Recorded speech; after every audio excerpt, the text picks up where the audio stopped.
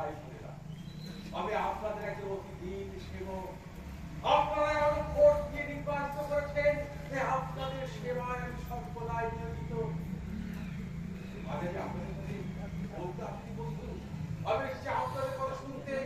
আপনারা আপনাদের সমস্যার কথা প্রাণ ভরে বললেন, আর আমি সেই সব কথাগুলো কান ভরে শুনবো।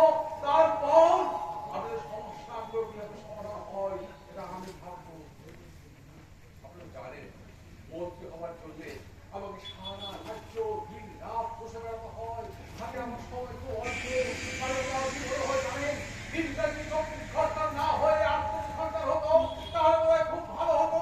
আপনাদের সঙ্গে অনেক অনেক বেশি করে আমি সময় দিতে পারতাম, আপনাদের সমস্যা আমি সমাধান করতে পারতাম, আপনাদের সঙ্গে থাকতে পারতাম।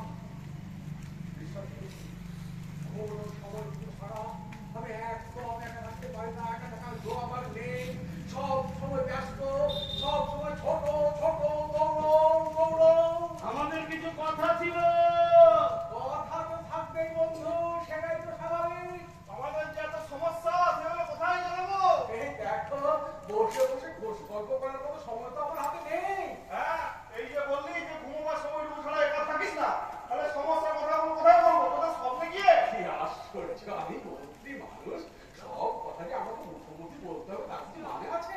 আমার সেক্রেটারি আছে, ক্রিয়া আছে, সচিব আছে, তাদের কাছে লিখিতভাবে জমা দেবে, আমি পড়ে নেবো। আমাদের সমস্যাগুলো তো তুই সব জানিস। জানলেও মনে রাখবি যে সরকারি কাজ মুড়ে মুড়ে কিছু হয় না, লিখে লিখে করতে হয়। কিন্তু আমরা তো লেখাপড়া জানি না, কি করে লিখবো? তার ভোটের আগে আমাদের জন্য এত কাজটা কি করলি? আমাদের সমস্যাগুলোকে না জানে? তাছাড়া তুই তো আমাদের চেপে লো। মন্ত্রীর কোনো জাত হয় না রে, মন্ত্রীর কোনো ধর্ম হয় না, মন্ত্রীর কোনো ঘর হয় না। মন্ত্রীর একটাই জাত, একটাই ধর্ম, তারা হচ্ছে মন্ত্রী। মন্ত্রীদের একটাই দেশ, সারা রাজ্য বলতে পারে সারা দেশ। আর যাই বলিস তাই বলিস, তোদের সমস্যা কোনোদিন সমাধান হবে না। সে নাম বেলা তোকে শুনে আসছি, কিন্তু পাচ্ছি না। বাবা পাচ্ছিস যদি নাই, বেঁচে আসছিস কি করে? অখাদ্য কুখাদ্য খেয়ে বেঁচে আছি, আজ বেটা খেয়ে বেঁচে আছি, কিছুই তো দিতে পারলি না। এখন আমাদের জঙ্গল ছাড়া করতে চাইছি। এখন বল আমাদেরকে সাহায্য করতে পারবি কি না? সাহায্য করার তবে পদ্ধতি জানিস, রাজধানী এখান থেকে অনেক দূরে উন্নয়ন ডালা ভরে আসছে, ডালা ভরে বানানো হচ্ছে, কিন্তু ওই যে বাড়ির রাস্তা কি হিন্দুর মতো বসে আছে সব ভাগ করে দিচ্ছে। উন্নয়নের সফল ঠিক পেতে হলে হয় তোদেরকে রাজধানীতে গিয়ে থাকতে হবে, কিংবা রাজধানীরা তোদের এখানে আমাদের এখানে দেখছি। হ্যাঁ, বুঝলাম। উন্নয়ন আসছে, হ্যাঁ, কিন্তু মাঝ পথে ওই ইন্দুর বান্দরের পেটে। এইবার বুঝলাম যে আমাদের ব্যবস্থাটা আমাদেরকে করতে হবে।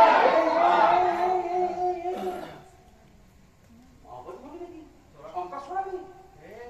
জিন্দার বাবাদের স্বপ্ন দেখি।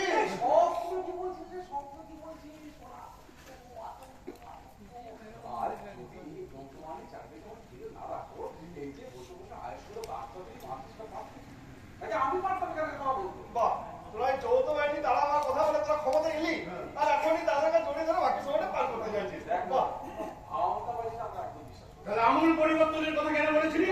তোরা বলেছিলি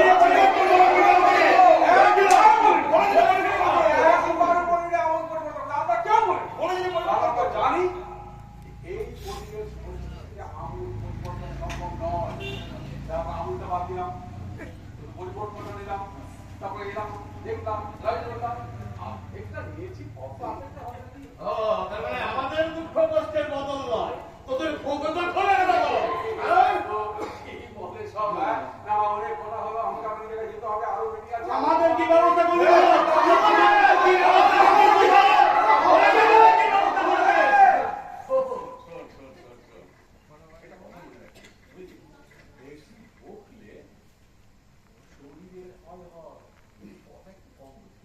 আর নিজেদের শরীরে যত্ন নিস, ভালো থাকিস।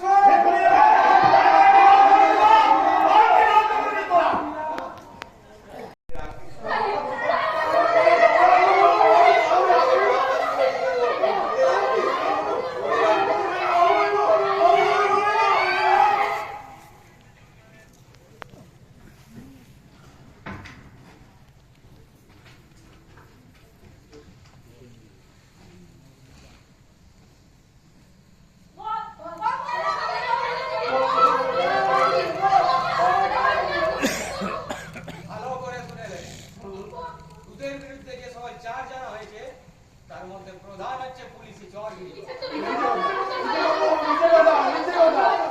তার জন্য প্রমাণ লাগবে।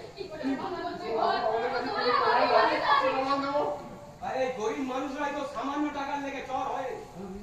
বিশ্বাস কর, আমাদের মধ্যে কেউ চল থাকলে আমরা বুঝতে পারতাম, কিছুতেই এটা হতে দিতাম না। চুপ! একদম চুপ থাকবি। এই তোদের সুখ শান্তির জন্য আমরা ঘর বাড়ি ছেড়ে পাহাড়ে জঙ্গলে লড়াই করে বলছি, আর তোরা কিনা আমাদের ধরিয়ে দেওয়ার ব্যবস্থা করছিস। মজা করা। তোদের কোনো খবর কি আপনি জানেন না ওদের মর্ম? আর আমরা যে এই পথ দিয়ে যাতায়াত করি সেই সব খবর পুলিশকে কে দিয়েছে? ভালো করে শুনে নে। নিজেদের নির্দোষ প্রমাণ করতে হলে পুলিশের সব খবর এনে আমাদের দিতে হবে। পুলিশের খবর? খবর কিভাবে? সেসব আমরা সব তোদের বুঝিয়ে পড়ি। কিভাবে খবর আনতে হয়, কিভাবে রাস্তা কাটতে হয়, কিভাবে রাস্তা করতে হয়, কিভাবে ল্যান্ডমাইন করতে হয়, তোদের সব শিখিয়ে দেবো। আর তার জন্য তোদের প্রত্যেককে ট্রেনিং নিতে হবে। একদিন সব গরিব মানুষরাই মাওবাদী হবে, নইলে কেউ বাঁচবে না। মারের বদলে পাল্টা মার, ডু অর ডাই। আর এটাই একমাত্র বাঁচার পথ।